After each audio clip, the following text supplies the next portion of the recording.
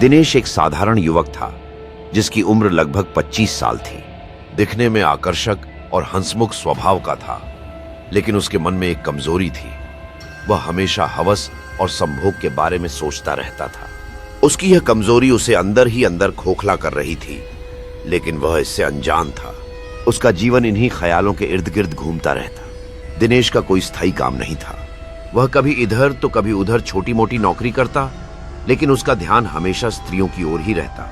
हर सुंदर लड़की को देखकर उसके मन में गंदी बातें आती और वह उसे पाने की लालसा में डूब जाता। उसके दोस्त भी उसके इस स्वभाव को जानते थे और उससे दूर दूर रहते थे। दिनेश की यह हालत देखकर उसके माता पिता भी चिंतित रहते थे, लेकिन वह किसी की नहीं सुनता था। एक दिन उसे एक पुरानी किताब हाथ लगी जिसमें यक्षिणी साधना के बारे में लिखा था।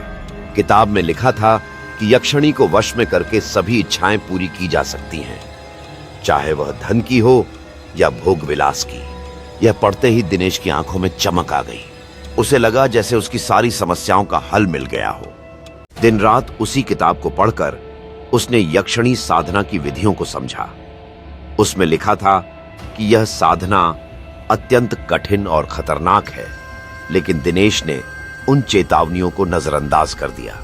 उसने साधना करने के लिए एक सुनसान जगह की तलाश में निकल पड़ा।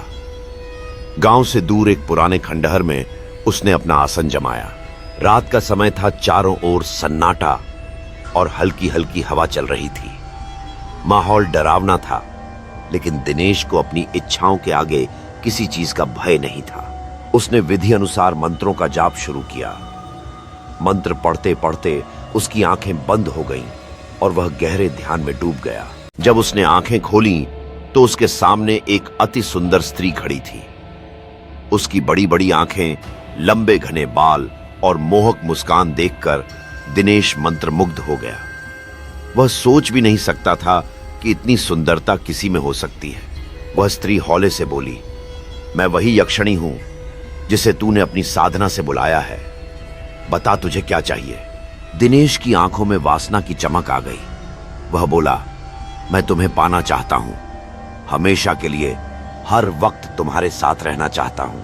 यक्षिणी ने मोहक मुस्कान के साथ कहा, मैं तेरी हर इच्छा पूरी करूंगी, लेकिन बदले में तुझे मेरी कुछ शर्तें माननी होंगी। दिनेश ने बिना सोचे समझे हामी भर दी।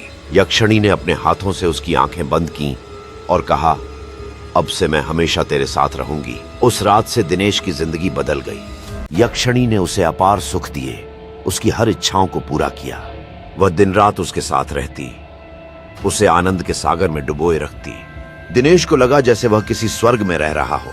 उसकी हवस की भूख मिटने का नाम ही नहीं ले रही थी और यक्षिणी भी उसे हर पल रिझाती रही। लेकिन जैसे जैसे समय बीतता गया, दिनेश की हालत बिगड़ने लगी। उसका शरीर कमजोर होने लगा, चेहरा मुरझाने लगा और आंखों के नीचे गहरे काले घेरे पड़ गए। वह अंदर ही अंदर घुटने लगा, लेकिन यक्षिणी को इससे कोई फर्क नहीं पड़ता था। एक रात जब वह थका मांदा बिस्तर पर गिरा, तभी यक्षिणी ने अपना असली रूप धारण कर लिया। उसकी आंखें लाल अंगारों जैसी चमक रही थीं। उसके लंबे नाखून और विकृत चेहरा देखकर दिनेश का खून जम गया। वह घबराकर चीखा, तुम कौन हो? यक्षिणी ने खतरनाक हंसी के साथ कहा, मैं वही हूं जिसे तूने अपनी हवस के लिए बुलाया था।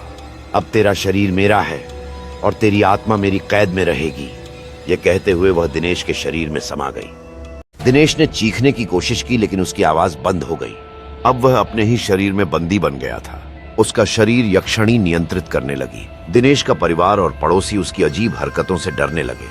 उसके माता पिता ने कई ओझाओं और तांत्रिकों को बुलाया, लेकिन कोई भी उसे ठीक नहीं कर सका। दिनेश का शरीर दिन अब दिन कमजोर होता गया और उसकी आत्मा उस यक्षिणी के बंदी गृह में तड़पती रही।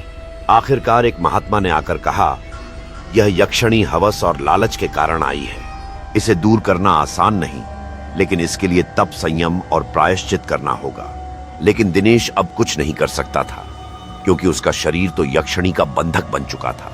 वह अंदर ही अंदर अपनी गलतियों पर पछताता रहा, पर बाहर उसकी काया यक्षिणी की कठपुतली बनी रही। अंततः जब दिनेश ने अपने भीतर की शक्ति को जागरूक किया, तो उसकी आत्मा ने यक्षिणी के खिलाफ एक अंतिम संघर्ष किया। एक भयंकर लड़ाई के बाद दिनेश का आत्मा यक्षिणी की पकड़ को तोड़ने में सफल हो गया।